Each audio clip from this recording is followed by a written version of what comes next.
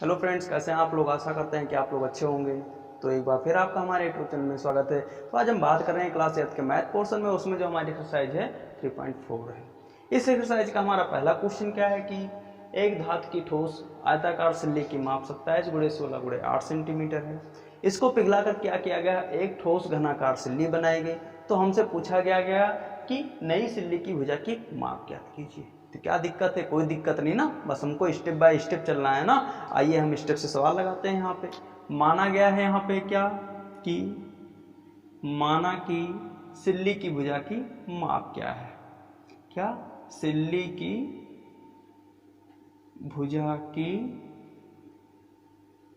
माप बराबर कितना, x सेंटीमीटर दिया हुआ है ना। मान लेते हैं हम क्या कि सिल्ली की जो भुजा है वह कितने सेंटीमीटर है, x सेंटीमीटर है ना। तो दिया क्या हुआ है हमारा कि आयताकार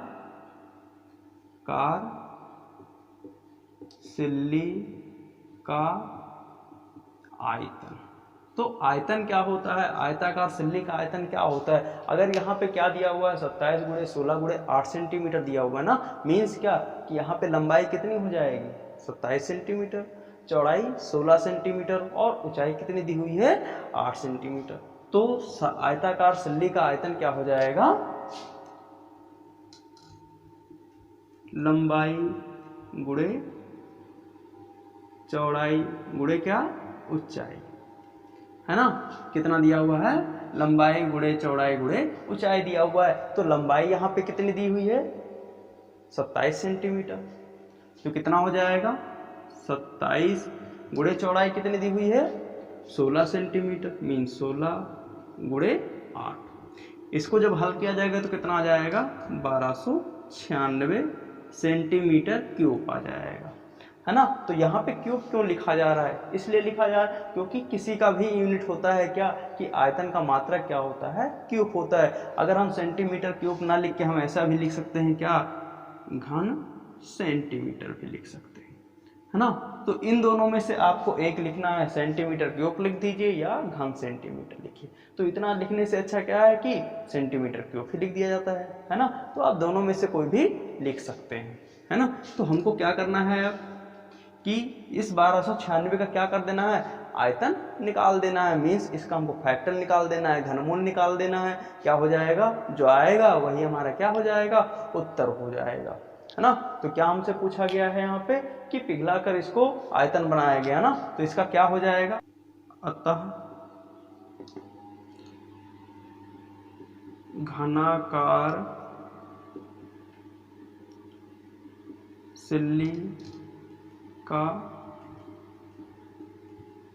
आयतन बराबर कितना होता है भाई। आयतन क्या होता है, किसी का भी घन का आयतन क्या होता है, भुजा क्यूब होता है। क्या होता है, भुजा क्यूब होता है ना। तो घन का आयतन कितना दिया हुआ है यहाँ पे 1296 दिया हुआ है। कितना दिया हुआ है 1296। तो यहाँ पे आप क्या देखते हो कि आयताकार सिल्ली का आयतन दिया हुआ है ना। तो यही क्या हो गया आपको कि इसको पिघलाकर क्या किया गया है, एक घनाकार सिल्ली बनाई गई। मीन्स आयताकार जो सिल्ली थी हमारी वह क्या हो गई, अब घनाकार हो गई। तो क्या पूछा गया यहाँ पे कि घनाकार सिल्ली का आयतन कितना दिया हुआ है। यहाँ पे जो आयताकार सिल्ली का आयतन का निकला हुआ है वही क्या हो जाएगा, घन का आयतन हो जाएगा। तो कितना हो गया 1296 बराबर कितना, भुजा क्यूब। तो इसका क्या हो जाएगा, यहाँ पे भुजा बराबर कितना, इसके ऊपर रूट आ जाएगा ना। आपको इससे पहले वाले सवाल में बताया गया है किस प्रकार इसके ऊपर रूट आ जाता है। कितना आ जाएगा 1296 आ गया। इसका फैक्टर भी आपको निकालना बताया गया कि किस प्रकार हम फैक्टर निकालते हैं। तो इसको हम क्या कर देते हैं, डायरेक्ट यहाँ पे हल कर देते हैं। कितना हो जाएगा भाई, ये किसका फैक्टर है 1296। आपको पहले ही वीडियो में आपको स्क्वायर रूट बताया गया और क्यूब बताया गया है कि किसके कितने याद करने हैं ना। तो उसको आप लोग याद कर लीजिए, तो आपको पता हो जाएगा किसका फैक्टर है। तो या किसका फैक्टर है 1296 का, अगर आपको पता है तो कमेंट बॉक्स में जरूर लिख के बताइएगा। कितने का है, 12 का है। तो यहाँ पे कितने का पेयर बनना है, 3 3 का पेयर बनना है।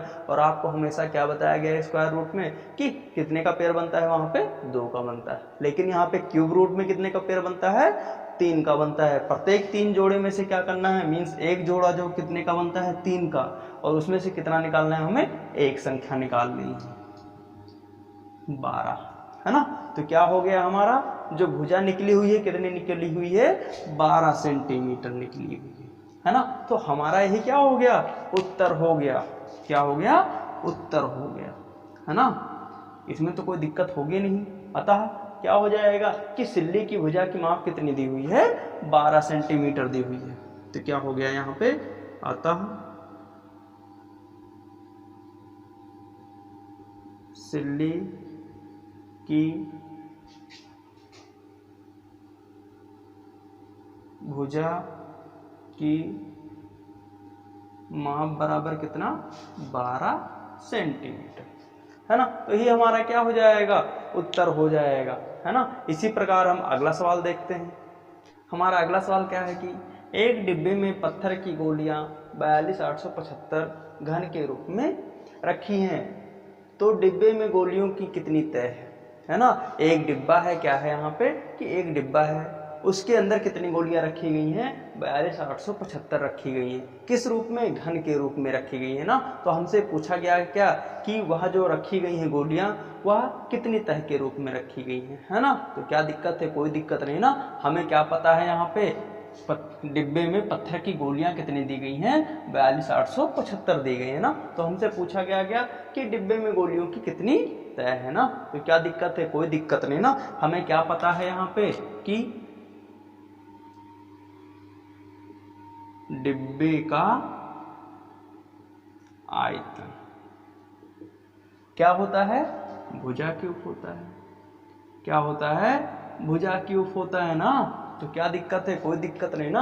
अब डिब्बे का आयतन कितना दिया हुआ है यहाँ पे, 42875 दिया गया है, बराबर क्या, भुजा क्यूब, है ना। तो भुजा बराबर कितना हो जाएगा, क्यूब रूट लगाया और उसके अंदर ये वाली वैल्यू लिख दी गई, कितना, 42875, है ना। जब इसको हल किया जाएगा तो कितना आ जाएगा भाई, अब इसका हमको क्या निकालना है, फैक्टर निकालना है ना। तो फैक्टर कितना आ जाएगा इसका भाई, कितने का फैक्टर है, 35 का, है ना। तो जब 35 को कितनी बार गुणा किया जाएगा, 3 बार गुणा किया जाएगा, कितना पता चल जाएगा, 42875 हमारा यही वैल्यू आ जाएगा ना। कितने का, 35 का, मीन्स 5 गुणे 7।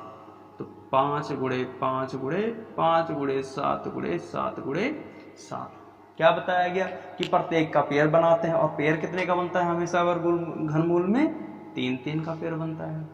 और प्रत्येक पेयर से कितनी संख्या निकालनी है, एक संख्या निकालनी।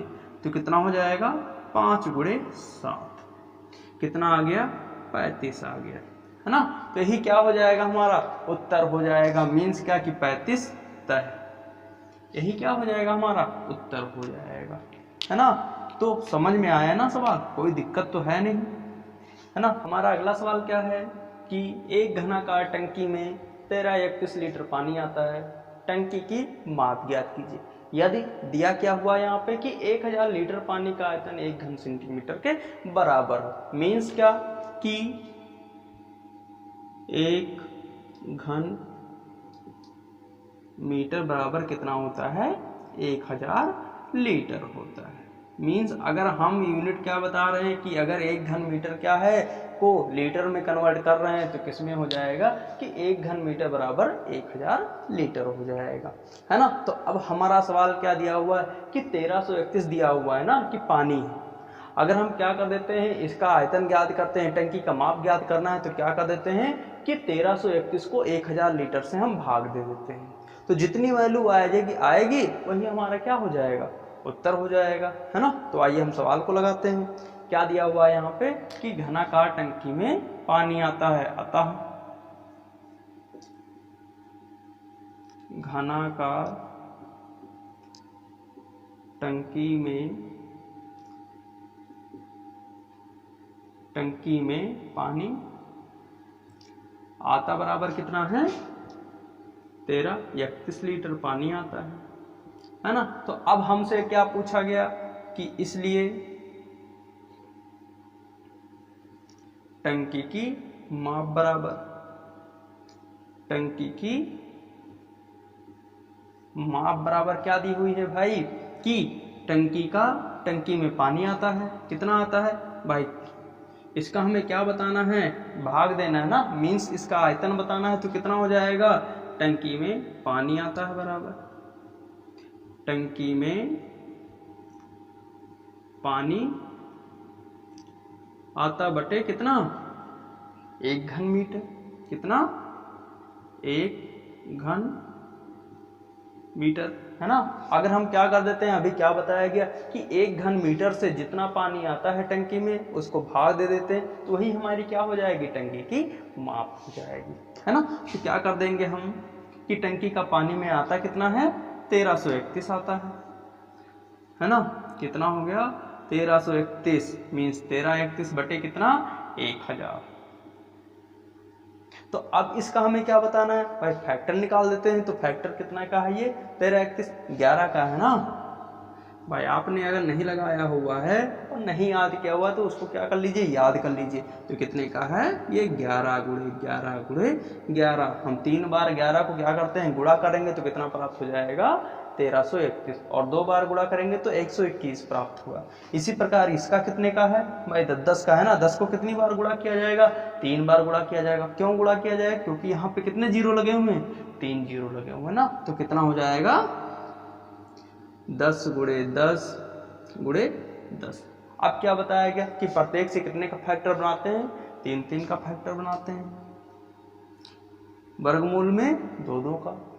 अब प्रत्येक फैक्टर से कितनी डिजिट निकालनी है, 1 डिजिट निकालनी है, मीन्स क्या कि 11 बटे 10 आ गया, है ना। तो अगर हमसे क्या पूछता, बटे में पूछता, साधारण भिन्न में सवाल पूछता, तो हम क्या बता देते कि हमारा उत्तर कितना है, 11 बटे 10 है। लेकिन हमसे पूछा क्या गया है यहाँ पे कि टंकी की माप क्या है, तो टंकी की माप 11 बटे 10 थोड़ी ना होगी। यहाँ कितना हो जाएगी कि 10 से हम क्या कर देते हैं, 11 को भाग दे देते हैं, कितना आ जाएगा 1.1, है ना। 1.1 क्या है यहाँ पे, मीटर है, लीटर है, क्या है, यूनिट किस में चल रही है, मीटर में चल रही है ना। तो किस में हो जाएगी, अतः टंकी की माप कितना दी हुई है, इतना दिया हुआ है ना। कितना दिया हुआ है, इतना मीटर दिया हुआ है कि लीटर दिया हुआ है भाई, आप बताएंगे, है ना। तो लीटर क्या है, लिक्विड है ये।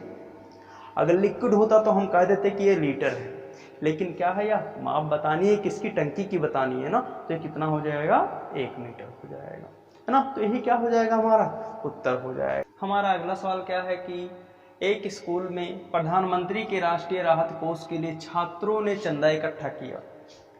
एक कक्षा के हर छात्र ने कक्षा के छात्रों की संख्या के वर्ग के बराबर पैसे दिए। उस कक्षा में चंदा के लिए कितना पैसा इकट्ठा हुआ, 91,125 रुपये क्या हुए, इकट्ठा हुए। तो पूछा क्या गया है हमसे सवाल में कि कक्षा में कुल कितने छात्र हैं, है ना। तो क्या हमको दिया गया यहाँ पे कि कक्षा में छात्रों की संख्या क्या है, भाई पता नहीं, यही तो पूछा गया हमसे। तो क्या दिक्कत है, कोई दिक्कत नहीं ना। हमको क्या पता है कि हर छात्र ने क्या दिया हुआ है, छात्रों की संख्या के वर्ग के बराबर दिया हुआ है ना। और कितना चंदा दिया हुआ है, 91,125 दिया हुआ है ना। तो हमको ज्ञात क्या करना है, यहाँ पे कक्षा में कुल छात्रों की संख्या ज्ञात करनी। मीन्स क्या कि कुल छात्रों का आयतन, आयतन का मतलब क्या, घन निकालना, है ना। इस लेसन में हम यही तो पढ़ रहे हैं कि किसी भी संख्या का क्या निकाल देना है, घन निकाल देना है ना, क्यूब रूट निकाल देना है। तो हमको क्या कर देना है, यहाँ पे 91,125 का क्या कर देना है, क्यूब रूट निकाल देना। तो जितना आएगा वही हमारा क्या हो जाएगा, उत्तर हो जाएगा। तो हम क्या मान लेते हैं यहाँ पे कि कक्षा में कुल छात्रों की संख्या कितनी दी है, यहाँ पे x है। माना कि कक्षा में कुल छात्र बराबर कितने हैं, x है ना। कितने स्टूडेंट हैं, हमारे x स्टूडेंट हैं। और कितना पैसा उन्होंने इकट्ठा किया हुआ है, 91,125। यानी क्या है कि कुल पैसे बराबर कितना दिया हुआ है, यहाँ पे 91,125 दिया हुआ है। कितना दिया हुआ है, 125 दिया हुआ है ना। तो अब क्या कर देते हैं हम, यहाँ पे इस पैसे का आयतन निकाल देते हैं। मीन्स क्या कि अतः कुल धन राशि का आयतन, है ना। तो आयतन क्या हो जाएगा यहाँ पे भाई, क्यूब रूट, और क्यूब रूट के अंदर कितना 9100 125, कितना 91 125। तो कितना हो जाएगा इसका फैक्टर भाई, आप तो जानते होंगे ना फैक्टर निकालना, और बताया भी गया है 5 गुणे 5 गुणे 5 गुणे 9 गुणे 9 गुणे 9। प्रत्येक फैक्टर से कितना निकालना है, एक डिजिट निकालनी है ना। कितना हो जाएगा 5 गुणे 9, 5 9 45। कितने हो गए हमारे छात्र, 45 छात्र हो गए, है ना। तो कक्षा में कुल छात्र कितने हैं 45, यानी क्या कि एक बच्चा कितना रुपए दे रहा है 45 दे रहा है ना। अगर हम क्या कर देते हैं 45 को कितनी बार गुणा करते हैं, 3 बार गुणा करते हैं, तो कितना आ जाएगा यहाँ पे 91 125 आ जाएगा, है ना। तो यही क्या हो जाएगा हमारा उत्तर हो जाएगा, है ना। अगर आप लोगों को सवाल में कोई समस्याएं होती हैं तो आप कमेंट बॉक्स में लिखकर बता सकते हो कि हमको यहाँ पे समस्या हो रही है ना। तो इसी में हम क्या कर देते हैं, अगला सवाल बताते हैं आपको। हमारा अगला सवाल क्या है कि 6028.568 सेंटीमीटर आयतन वाले गेट की भुजा ज्ञात कीजिए, है ना। तो क्या दिक्कत है, कोई दिक्कत नहीं ना। हमें क्या है यहाँ पे पता कि कोई ऐसा गेट है जिसका आयतन क्या दिया हुआ है यहाँ पे कि 6028.568 सेंटीमीटर है। तो हमें क्या बताना है यहाँ पे कि उस गेट की भुजा क्या है, मीन्स जो उसकी भुजा होगी वह कितनी होगी, है ना। तो क्या दिक्कत है, कोई दिक्कत नहीं ना। हमें क्या पता है यहाँ पे गेट का आयतन कितना दिया हुआ है यहाँ पे 6028 कितना 6028.568 पता है ना। अगर हम क्या कर देते हैं इसको साधारण भिन्न में कन्वर्ट कर देते हैं ना, मीन्स का दशमलव हटाते हैं, तो कितना उत्तर आ जाएगा इसका भाई। दशमलव हटाएंगे तो बाद में कितने अंक लिखे हुए 3, मीन्स कितने 0 3 0, है ना। तो क्या बताया था, सबसे पहले संख्या को लिख देते हैं 5 6 8 बटे कितना लिखना है 1 लिख देते हैं। फिर 1 लिखने के बाद दशमलव हटा दीजिए, और दशमलव के बाद कितने अंक लिखे हुए हैं 3 अंक लिखे हुए हैं 1 2 3। कितने जीरो नीचे बढ़ जाएंगे 3 जीरो बढ़ जाएंगे, है ना। तो कितना हो गया 6028.568 अपान कितना 1000, है ना। तो अब हमें क्या बता देना है कि गेट की भुजा का आयतन बताना है ना, कि गेट की भुजा बराबर क्या, कि अगर हम इसका क्या निकाल देते हैं आयतन निकाल देते हैं, तो क्या हमको पता चल जाएगा गेट की भुजा पता चल जाएगी ना। तो हम क्या कर देते हैं, अतः गेट की भुजा बराबर कितना क्यूब रूट कितना 6028.568 अपान 1000, है ना। तो इसका फैक्टर कितना आ जाएगा भाई, हल करेंगे तो कितना आ जाएगा 2 गुणे 2 गुणे 7 गुणे 7 गुणे 7 गुणे कितना 13 गुणे 13 गुणे 13 बटे कितना 1000, है ना। तो कितना हो जाएगा 10 गुणे 10 गुणे 10, है ना। तो इतने में आप कहीं डिस्टर्ब मत होइएगा कि यहाँ पे हमने डायरेक्ट लिख दिया है ना। तो इसको हमने क्या कर लिया है, हल कर लिया है ना। तो आपको करना क्या है, कुछ नहीं, जितना लिखा हुआ है इसको क्या कर देना है, फैक्टर कर देना है। कितने से करना है, यहाँ पे पहले 2 से करना है, फिर 2 से करना है, या संख्या क्या होती जाएगी, हल होती जाएगी ना। तो वही हमारा क्या हो जाएगा, फैक्टर हो जाएगा। तो कितना करना है यहाँ पे भाई, पेयर बनाएंगे यहाँ पे, और प्रत्येक पेयर से कितना निकालना है, एक डिजिट निकालनी है। कितना हो गया यहाँ पे 2 गुणे 7 गुणे 13 बटे 10। आंसर कितना आ जाएगा, जब इसको हल करेंगे तो कितना हो गया 13 दूना 26, 26 सत्ते कितना 187 अपान 10, है ना। तो इसको जब हल किया जाएगा तो कितना आ जाएगा 18.7 आ जाएगा। क्या आ जाएगा 18.7। क्या आ गया यहाँ पे सेंटीमीटर क्यूब की सेंटीमीटर आएगा ना। क्यों आएगा? क्योंकि यहाँ पे आयतन तो पूछा नहीं गया, यहाँ पे क्या पूछा गया है? भुजा पूछी गई है ना। तो अगर आपसे क्या पूछता है? क्षेत्रफल पूछता है तो यूनिट क्या होगी? हमेशा स्क्वायर में होगी। और अगर आपसे क्या पूछता है? आयतन पूछता है, परिमाण, है ना, तो क्या होगी आपका यूनिट? क्यूब में होगी, है ना। तो इतना आप ध्यान रखिएगा। तो यही क्या हो जाएगा हमारा उत्तर। मीन्स क्या कि गेट का जो भुजा होगा वह कितना होगा? 18.7 सेंटीमीटर होगा, है ना। तो इसमें कोई दिक्कत नहीं है ना। तो आगे हम सवाल में देखते हैं। x का मान ज्ञात कीजिए। यदि 10 cube plus x cube equal 1 cube plus 12 cube है।